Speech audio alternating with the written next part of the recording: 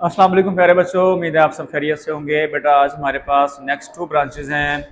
उन ब्रांचेस में हमारे पास बेटा 2 ब्रांचेस में से आती हैं। पहली ब्रांच है न्यूक्लियर केमिस्ट्री, दूसरा है पॉलीमर केमिस्ट्री।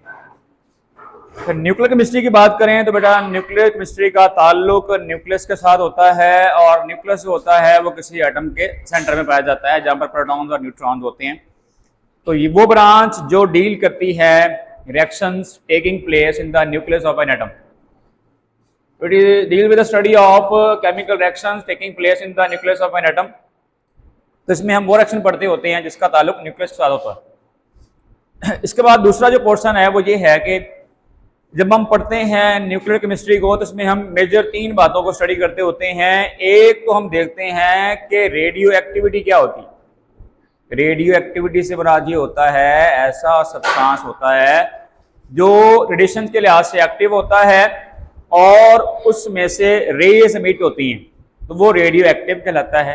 और ऐसा प्रोसेस जिसमें किसी सब्सटेंस से रेडिएशन एमिट होती हैं उसे कहते हैं रेडियो एक्टिविटी। उसके बाद न्यूक्लियर प्रोसेसेस की बात आती है, वो कौन कौन से हैं उसकी बात भी करने वाले हैं। और तीसरी बात जो है वो ट्रांसफॉर्मेशन होती है। ट्रांसफॉर्मेशन क्या होती है उसको भी देखते हैं। तो न्यूक्लियर केमिस्ट्री में हम डील करते हैं the radio activity, nuclear processes and transformation in the nucleus of an atom. ठीक है, तो it deals with the radio activity, nuclear processes and transformation in the nucleus of an atom. ये बातें सारी इसमें होती हैं। अब इसमें क्या होता है, एक हम बात कर रहे हैं न्यूक्लियर प्रोसेसेस की। तो बेटा इसमें न्यूक्लियर प्रोसेसेस 2 तरह के होते हैं। एक में क्या होता है कि बड़ा एटम टूट कर कुछ छोटे एटम में डिवाइड हो रहा होता है, ऐसा प्रोसेस कहलाता है न्यूक्लियर फिशन, जिसमें बड़ा एटम टूट जाए और छोटों में डिवाइड हो जाए। और इसके बरक्स दूसरा जो है, ये पहला प्रोसेस होता है। दूसरा जो होता है इसमें क्या होता है, वो इसके बरक्स है। उसमें बड़े एटम से, इसमें पहले 2 छोटे एटम नए बन रहे हैं, बड़ा एटम टूट रहा था। यहां पर क्या होता है कि 2 छोटे एटम आपस में कंबाइन करते हैं और एक बड़ा एटम बना देते हैं, क्योंकि 2 एटम आपस में फ्यूज हो रहे हैं। इसी वजह से इसका नाम रखा हुआ है न्यूक्लियर फ्यूजन। ये सेकंड प्रोसेस जो है ये कहलाता है न्यूक्लियर फ्यूजन। तो इसमें हम न्यूक्लियर फिशन और न्यूक्लियर फ्यूजन दोनों को पढ़ेंगे। तो इसमें न्यूक्लियर प्रोसेस की बात आपको उम्मीद समझ आ चुकी होगी। उसके बाद ट्रांसफॉर्मेशन है। ट्रांसफॉर्मेशन क्या होता है बेटा, एक ए एटम था जिसने टूटना है या नया बनने वाला है, और वो बी और सी 2 एटम के फ्यूज होने से बना है, तो नया एटम बना है। इसे कहते हैं ट्रांसफॉर्म।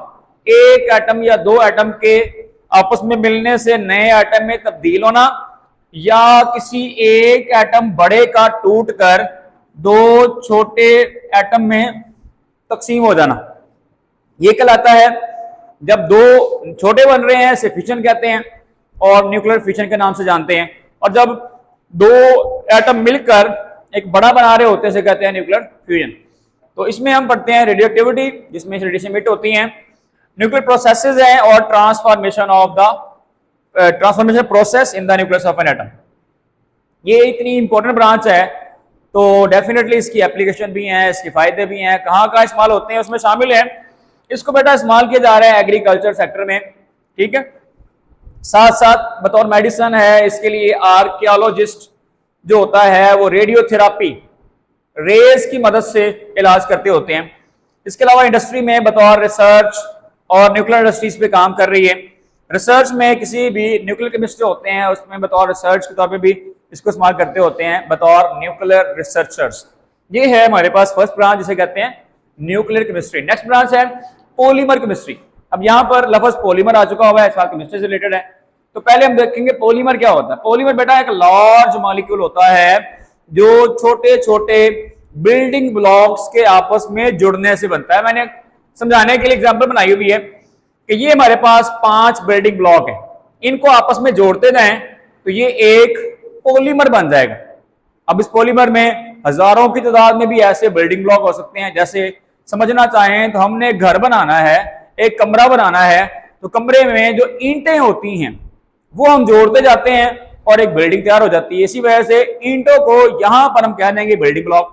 तो यहां पर भी पॉलीमर के लिए जो एक छोटे छोटे यूनिट्स होते हैं वो बिल्डिंग ब्लॉक्स कहलाते हैं, और वो यूनिट्स को एक और नाम देते हैं, इसे कहते हैं मोनोमर्स। ठीक है, इसे हम मोनोमर्स का नाम भी देते हैं, यूनिट्स, सिंगल यूनिट्स कहलाते हैं। इसमें अब ये भी ब्रांच है, हमने बाकी में पढ़ा था, इसमें हम बकायदा सिंथेसिस, स्ट्रक्चर, प्रॉपर्टीज और इसके फंक्शन देखते होते हैं। इस ब्रांच में भी हम स्टडी करते हैं कि उनको जो पॉलीमर्स हैं उनको तैयार कैसे किया जाएगा, उनकी प्रॉपर्टीज क्या होती हैं और उनका स्ट्रक्चर क्या होता है। तीनों बातें जिसकी एप्लीकेशन काफी ज्यादा है। पॉलीमर केमिस्ट्री ने दुनिया को घेर रखा हुआ है। आजकल कोई भी चीज ऐसी नहीं है जो हमारे इस्तेमाल में हो और उसमें से पॉलीमर में ना हो। ये बड़ी इंपॉर्टेंट इंडस्ट्री है। इसके बाद कुछ हमारे पास आते हैं, दो तरह के होते हैं पॉलीमर्स, एक होता है नेचुरल, एक होता है आर्टिफिशियल। नेचुरल कौन से होते हैं? जो कुदरती तौर पर पाए जाते होते हैं। उसमें से एक हमारे पास है प्रोटीन, दूसरा सेलुलोज, तीसरा है न्यूक्लिक एसिड। ये हैं कुदरती तौर पर पाए जाने वाले, इंसानी बॉडी के अंदर, प्लांट बॉडी के अंदर पाए जाने वाले होते हैं।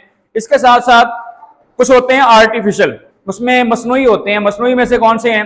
पॉलिस्टर के नाम आप जानते होंगे, तो पॉलीस्टाइरीन है, पॉलिस्टर है, जिसे पॉलीएस्टर के नाम से जानते हैं। तो ये सारे आर्टिफिशियल हैं। इसका एक एमसीक्यू बना हुआ है, which one of the following is a man made polymer. वहां पर पॉलीस्टाइरीन उसके आंसर में आएगा। तो आपके सामने एमसीक्यू भी आ चुका हुआ है जो हमारी एक्सरसाइज में दिया हुआ है। तो ये हमारे बेटा हमारे पास दो ब्रांचेस थी जो हमने आज स्टडी की हैं। उम्मीद है आपको समझ आ चुकी होगी, और अगर किसी किस्म का सवाल हो तो बेटा उसे कमेंट में लिख सकते हैं, और साथ अगर आपको वीडियो अच्छी लगी हो तो आप वीडियो को लाइक कर सकते हैं। नेक्स्ट लेक्चर के लिए, नेक्स्ट वीडियो तक के लिए बेटा अल्लाह हाफिज।